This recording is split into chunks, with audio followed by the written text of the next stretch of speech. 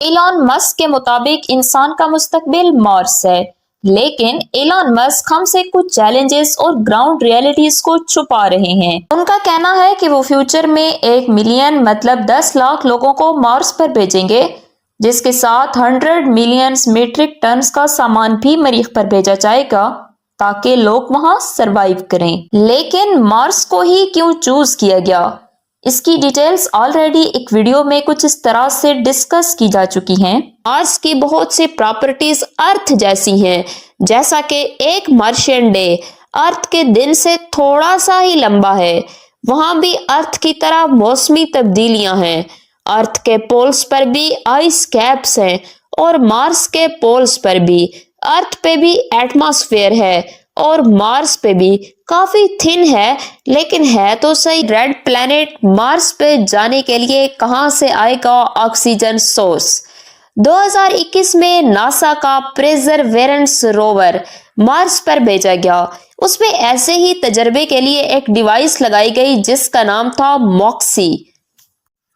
موکسی stands for Mars oxygen in situ experiment.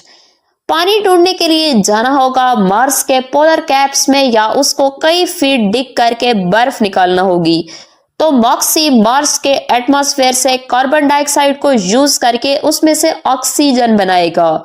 انسان کو لگتا ہے کہ اگر وہ ارتھ پر ہی رہتا ہے تو کسی بھی نیچرل ڈیزاسٹر یا کاسمک ایونٹ کے تحت ہماری اسپیشیز کو خدشہ ہو سکتا ہے اور ہمارا سروائیول ہمیشہ کے لیے ختم ہو سکتا ہے۔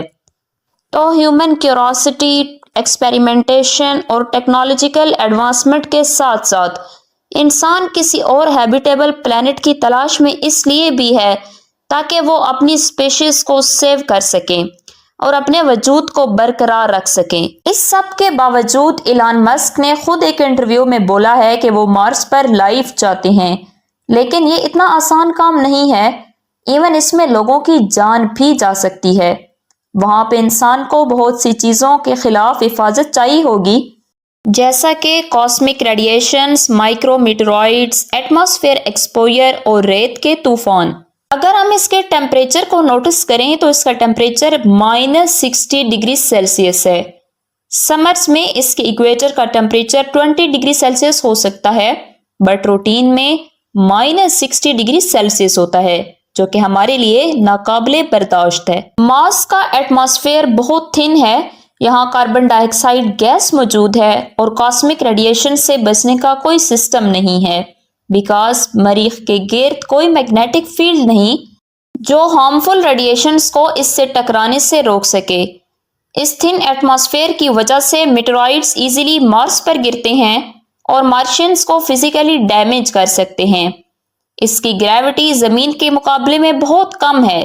یہاں پہ ٹائم ٹو ٹائم ریت کے طوفان آتے ہیں جو پورے سیارے کو اپنی لپیٹ میں لے لیتے ہیں۔ مارس پہ ایٹماسفیرک پریشر بہت کم ہے، اس لیے مارس کے ہاؤسز میں ایٹماسفیرک پریشر کا خاص خیال رکھا جائے گا، لیکن اگر پریشر کم ہو جاتا ہے تو ہماری باڈی میں ہمارا بلڈ بوائل کرنا شروع کر دے گا اور ہماری آنکھوں کی پتلیاں پھٹ جائیں گی۔ ایلان مسک نے ایک انٹرویو میں یہ بھی کہا تھا کہ وہ خود اس شرط پر مارس پہ جائیں گے کہ ان کے مرنے کے بعد بھی اسپیس ایکس کمپنی اپنا کام کرتی رہے گی۔ ان معلومات سے یہ ثابت ہوتا ہے کہ مریخ پر انسان کا رہنا بہت مشکل ہے اور چھوٹی سی مسٹیک بھی اس مشن کو امپاسبل بنا سکتی ہے۔ لیکن ایلان مسک نے یہ بھی کہا ہے کہ ہم مارس کی سرفیس کے نیچے اگر بستیاں آباد کر لیں، مریخ کے اندر سرنگیں بنا لیں، تو پھر میٹرائڈز، ریڈیشنز اور ریت کے طوفانوں سے بچا جا سکتا ہے۔ لیکن یہ 1 ملین لوگ کھائیں گے کیا؟ تو اس کے لیے 2014 میں مریخ جیسی مٹی آرٹیفیشلی زمین پر بنا کر اس میں فصلیں اگائی گئیں تو بہت اچھے ریزلٹس ملے، لیکن کیا سیم ریزلٹس ہمیں مریخ پر ملیں گے؟ اس سوال کا فی الحال کوئی جواب نہیں، کیونکہ یہ علم 2014 کے بعد ہوا کہ مریخ کی اصلی مٹی میں کیلشیم پرکلوریٹ کی کوانٹٹی بہت زیادہ ہے، اور جہاں یہ زیادہ ہو وہاں پلانٹس کی گروتھ بہت کم ہوتی ہے اور خوراک کو زہریلا بنا سکتی ہے۔ تو مارس پر زندگی کے آثار ڈھونڈنا صرف ایک سائنٹیفک پروجیکٹ نہیں بلکہ ہیومینٹی کا فیوچر طے کرنے کے لیے ایک بہت بڑا قدم ہے۔ ایلان مسک کا مارس مشن صرف ایک پلانٹ کی طرف سفر نہیں ہے بلکہ ایک نئی دنیا کا تصور بھی ہے۔ مارس پر زندگی بسانے کے لیے ہیومنز کو جینیٹیکلی موڈیفائی کرنے کا آئیڈیا بھی ڈسکس کیا گیا ہے۔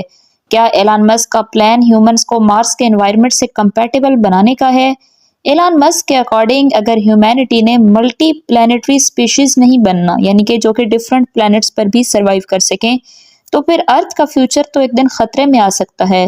تو کیا اسپیس ایکس کا اصلی مشن مارس کو ایک بیک اپ پلانٹ بنانے کا ہے؟